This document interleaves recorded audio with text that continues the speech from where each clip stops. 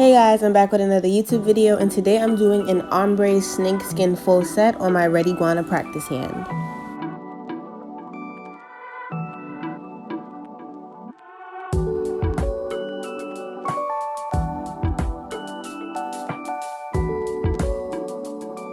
So currently I'm prepping my Red Iguana practice hand, and I'm first going to file the tips that I slid inside of the hand, and the tips that's inside of the hand are slightly larger so that when I'm shaping and I'm filing or just doing anything, pretty much they won't move around.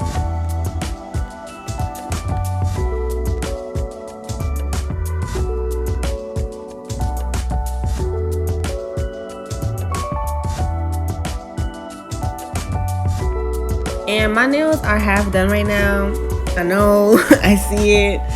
I'm in love with my nails right now. I really didn't feel like putting all them stones. On the other hand, I'm not gonna even lie to y'all, but I will be announcing the giveaway winners later on in this video, and I'm currently using C-curve tips. I told you guys I do not want to use no other tips anymore because I really like these.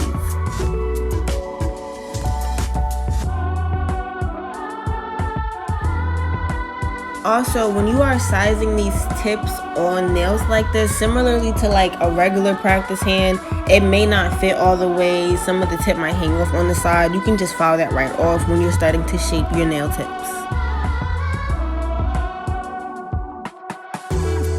So next I'm using my Beetles foil gel, and I'm only pretty much going to paint the tip of the nail because that's where my ombre is going to begin. And when I'm doing this, I'm making sure that I am completely getting everything, and I also try to get the size to make sure some of the foil get there too.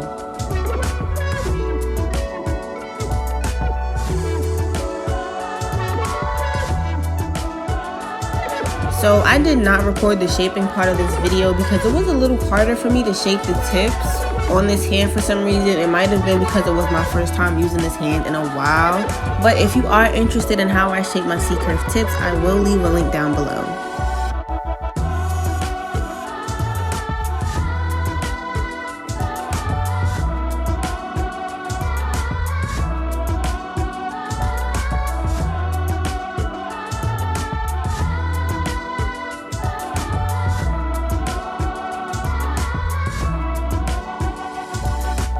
After curing your nails in the lamp for 60 seconds, you can start to apply your foils. And when I'm doing this, I am applying a bit of pressure because I want to make sure that all of the foil sticks onto the nail. So as you guys can see, I'm rubbing around the entire nail.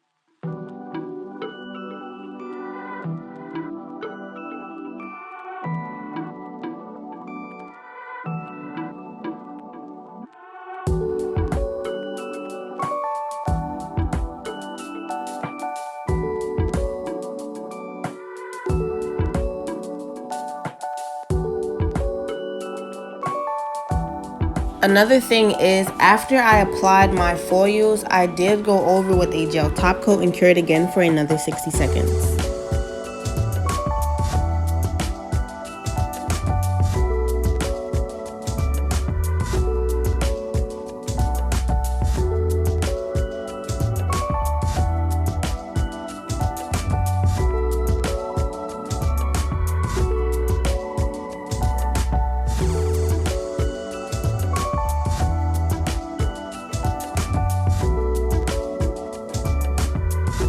So now I will begin my ombre using my Mia Secret Cover Pink, and I left this in real time so you guys could see exactly what I'm doing, how fast or how slow I am going.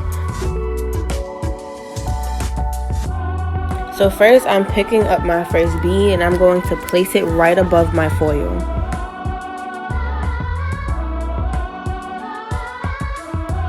Using the tip of my brush, I'm keeping the acrylic in this spot because it's still setting and I don't want to wipe too much of the acrylic off when I begin to feather it to create my ombre. I also did lightly go right back into my monomer to continue to feather my acrylic to get it to blend seamlessly. Also, y'all, let me know how y'all feeling about this camera angle. And next, I'll be applying my cuticle bead. And as always, when you are doing this, you do not want to apply this bead too wet. Using the tip of my brush, I'm keeping my acrylic on top of the nail and I'm also pushing the acrylic towards her cuticle. And when I'm ready, I'm going to dip my brush right back into my monomer and feather the acrylic down so that it will blend in with the rest of the color.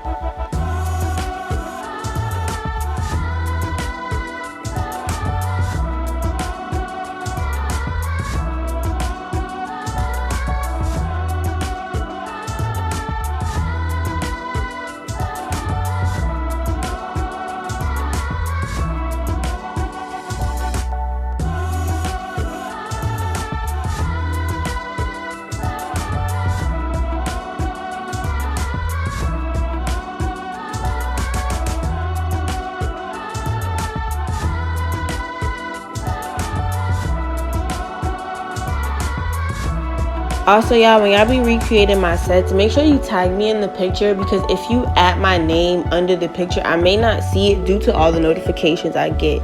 So if you ever want me to see a post, feel free to just tag me in the picture and I'll see it.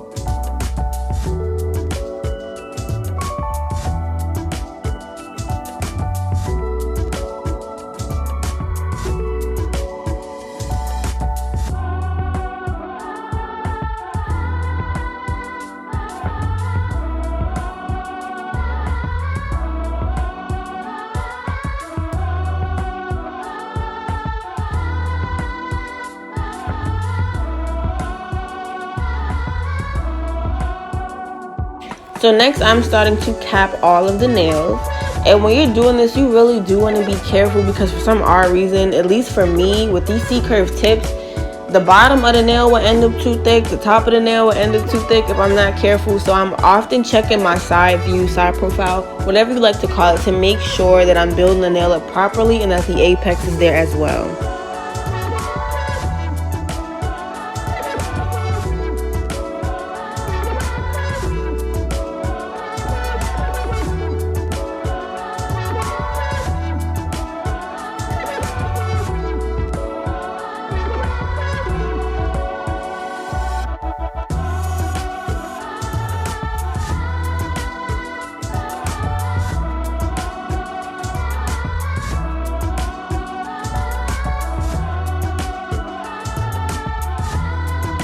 So as you guys know, I do nails in my garage, and this year my dad had decided to pretty much put some walls up and create my own little room inside of the garage because it's getting hot outside. I don't have time for dealing with that this year.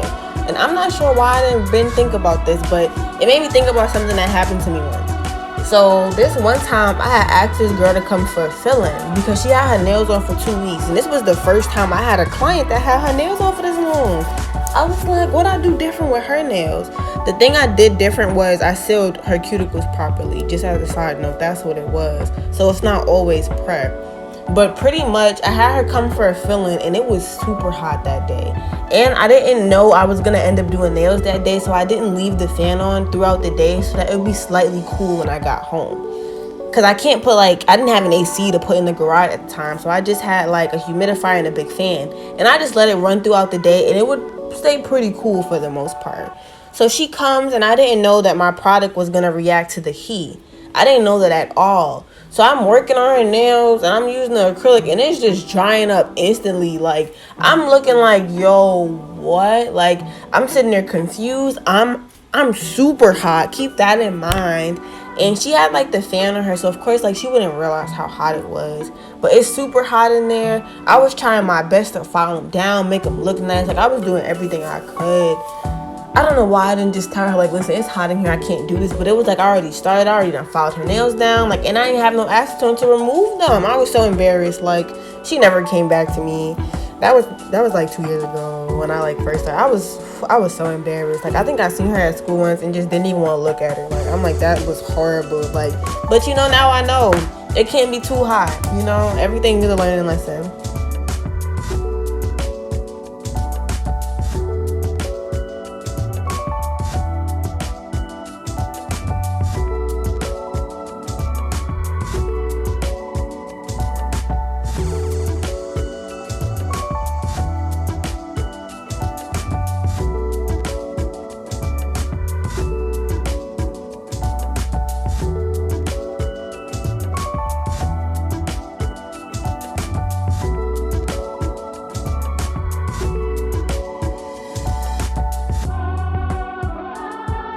So I've been reading the comments as always, and I noticed that a lot of you guys would like a beginner's videos pretty much for products, for me to talk about what products that I've used, what products worked, and pretty much what I started with. So if you guys are interested in that, we could definitely do a video on that because I pretty much started with a bunch of products on Amazon. So of course the products will be accessible if you guys are interested, and I might give away all the products that I purchased because of course I'm gonna purchase the products for the video, being extra.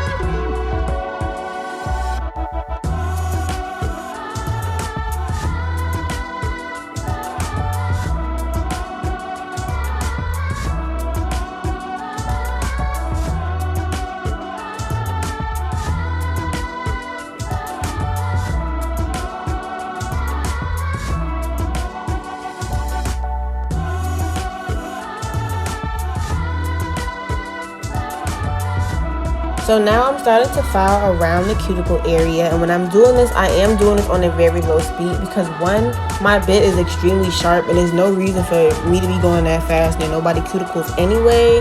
And two, like I said, the bit is sharp, but it's going to do all the work for you. So you guys can see how much product is already coming off in that area, and I'm just slightly going over it.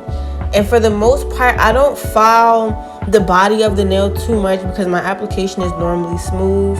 So if anything, I'll go over it with a 80 grit hand file and then a buffer. But for the most part, I really focus on sealing the cuticle.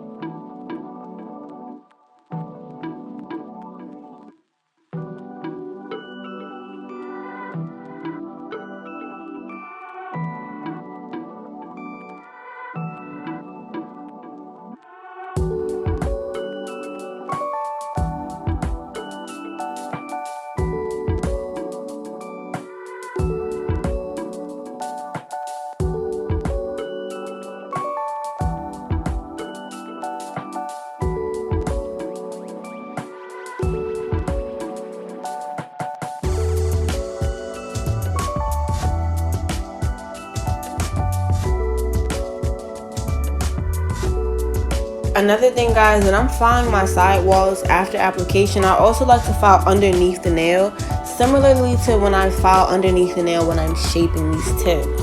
And like I said, if you guys want more information on how I do shape these tips, I will leave it down below.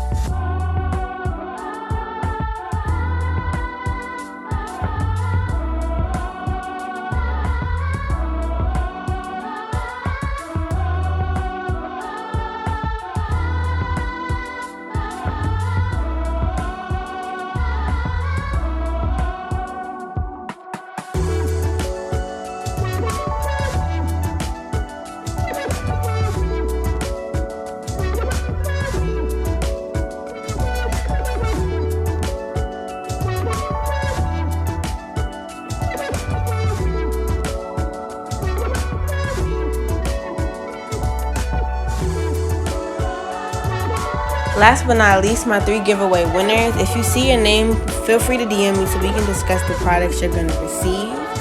And if you enjoyed this video, please be sure to like, comment, and subscribe. And I'm going to see you guys in the next video.